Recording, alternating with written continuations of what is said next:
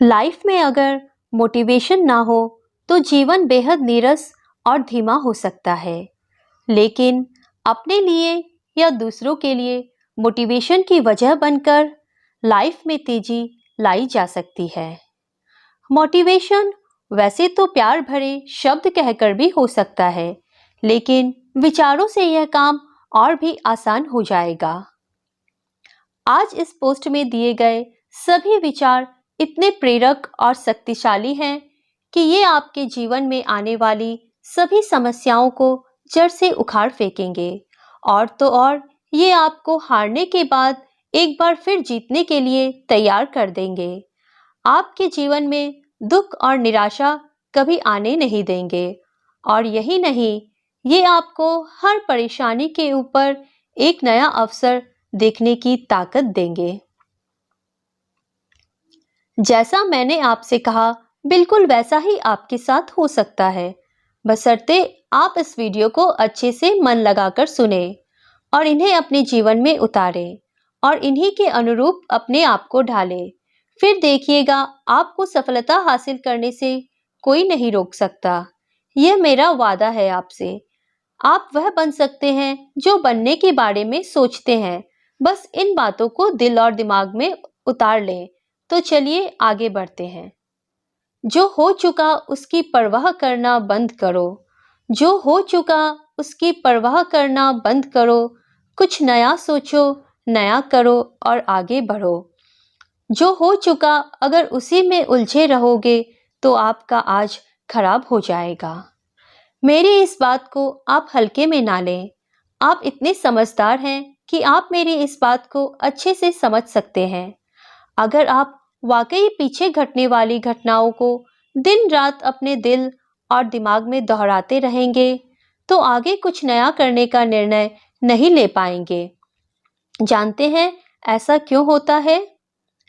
ऐसा इसलिए होता है कि आपका दिमाग जब बुरी घटनाओं विचारों से भरे होते हैं तो यह अच्छे और प्रेरक विचार पैदा नहीं कर पाते हैं और आप हर काम में असफल हो जाते हैं।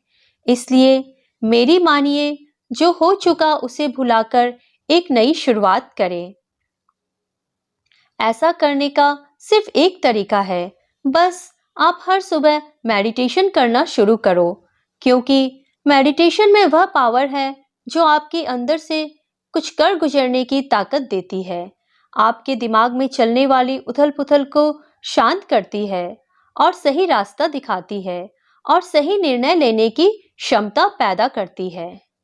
आपको जागना होगा और इस भ्रम को मिटाना होगा कि तुम कमजोर हो।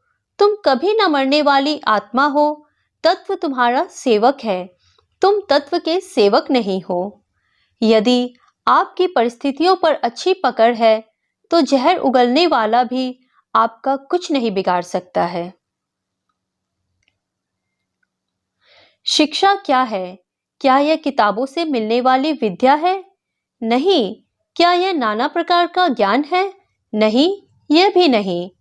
जिस संयम के द्वारा इच्छा शक्ति का प्रवाह और विकास वश में लाया जाता है और वह फलदायक होता है, वह शिक्षा कहलाती है। किसी भी चीज से उम्मीद ज्यादा मत रखो। अगर आप अपने जीवन और सफलता की डोर किसी और की उम्मीद पर छोड़ दिए हैं तो यह आपके जीवन की सबसे बड़ी भूल है। भगवान ने आपको अपनी बुद्धि और विवेक दिए हैं ताकि आप खुद पर भरोसा रखकर आगे बढ़ें और सफलता हासिल करें। अगर आप खुद पर और अपनी योग्यता पर विश्वास रखते हैं तो आज नहीं तो कल आपको सफलता जरूर मिलेगी। यदि आप अपनी सफलता की उम्मीद दूसरों से लगा रखे हैं तो आप असफल होने के लिए तैयार रहें। मैं ये नहीं कहती कि आप किसी चीज से उम्मीद ना रखें, बल्कि मैं इस बात पर जोर देती हूँ कि आप किसी भी चीज से उतनी उम्मीद रखें जितनी टूटने पर भी आप मजबूती के साथ खड़े रहें और एक बार फिर नई शुरुआत कर सकें। किसी काम में बार बार फेल होने से डरो मत।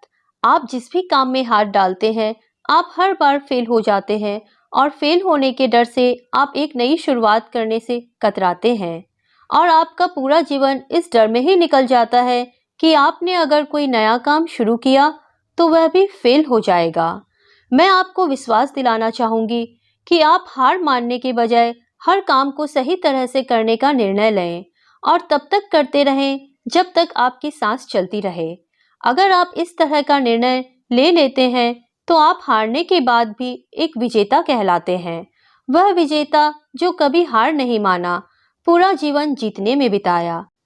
यदि आप हार के बाद इस डर से शुरुआत नहीं करते कि आप एक बार फिर हार जाएंगे, तो आप यह मान लीजिए कि आप जिंदा होते हुए भी एक मरे हुए आदमी के समान हैं, जिससे एक नई शुरुआत की उम्मीद नहीं की जा सकती है।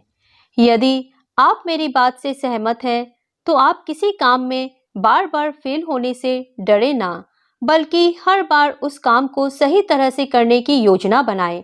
फिर देखिए, आपको हर काम में सफलता मिलेगी।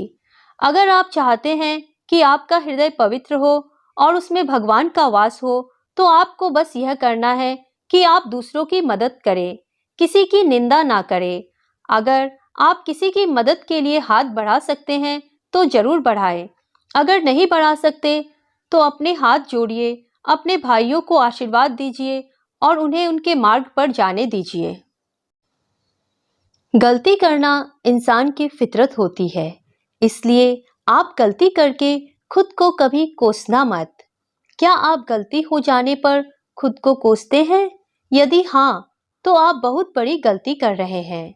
इस गलती का परिणाम यह है कि आपका पूरा जीवन बर्बाद हो जाएगा। वो कैसे?